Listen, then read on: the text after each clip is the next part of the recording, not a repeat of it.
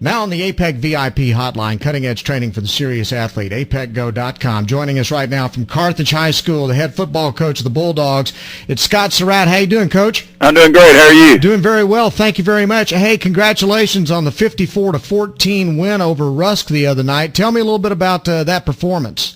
Well, we went on the road and we played another good road contest. It was that's what we've said. You got to win a lot of road games to have a really good season, and we're undefeated on the road right now. And I actually played better, and probably our opponents had a little bit to do that with that too. But we've been sharper and executed better, and we played very well the other night. Tell me about Blake Bogenschutz's performance: 293 yards and 6 touchdown passes, and he tied a record that was set by Anthony Morgan, who was your all-time quarterback there.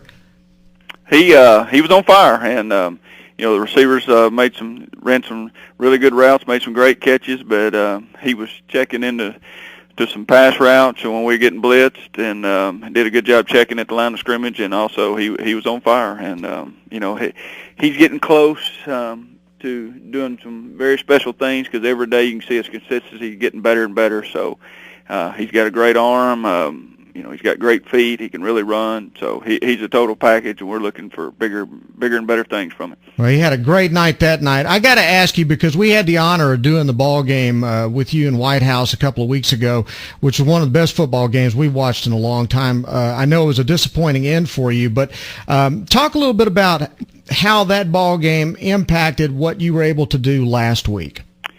Well, we didn't play very well up front. We didn't feel like, and White House had a lot to do with it. We knew their ends were pretty good, and we had receivers wide open, and we just couldn't get it to them because of pressure. And we missed a couple of posts, and we had to rush it. And we had a chance. We never could get ahead of them. We had a chance, early in the game when we missed the wide open post.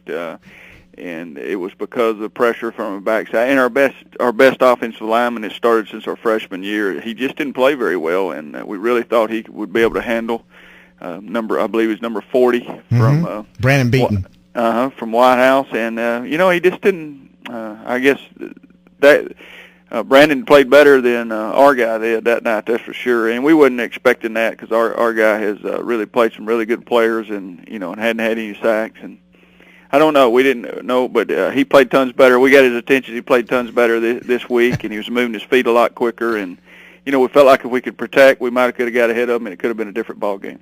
Well, now you come back again, you respond with a game like that, and not only did Bogenschutz have a great game, but you also ran the ball really well. You had really great balance, 168 yards rushing as well. So it looks like you got everything back clicking on all cylinders last week against a good football team in Rusk. We did. Rusk does have a good football team, and that was a little bit disappointing. And in fairness to Pipkin, his ankle, he was probably 65%.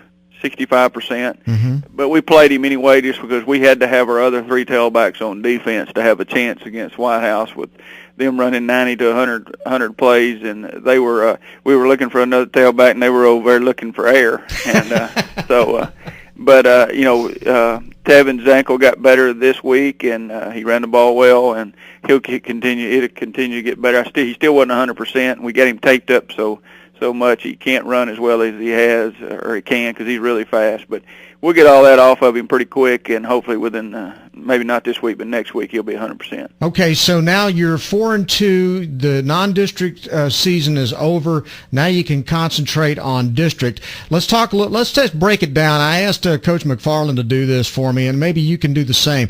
Grade the different areas of your football team at this point. How would you rate your running game right now? Running game, and was our strength going in, and we played Kilgore and Gladewater in the first couple games. It was really our strength, and now we're moving it down. I'd say C-. Wow. Okay. And it's just not where we want it to be, and it got better the other night, and we came out the second half and pounded the ball a little bit, but in our passing game, I would say it's probably around A- right now, and hopefully moving up, and so offensively, if I had to grade our offense, it would be probably C+ to B- right now. Okay. And hopefully getting better. All right, and then take your defense, first of all, your rushing defense. The rush defense is very solid. I'd say probably, again, A or A-.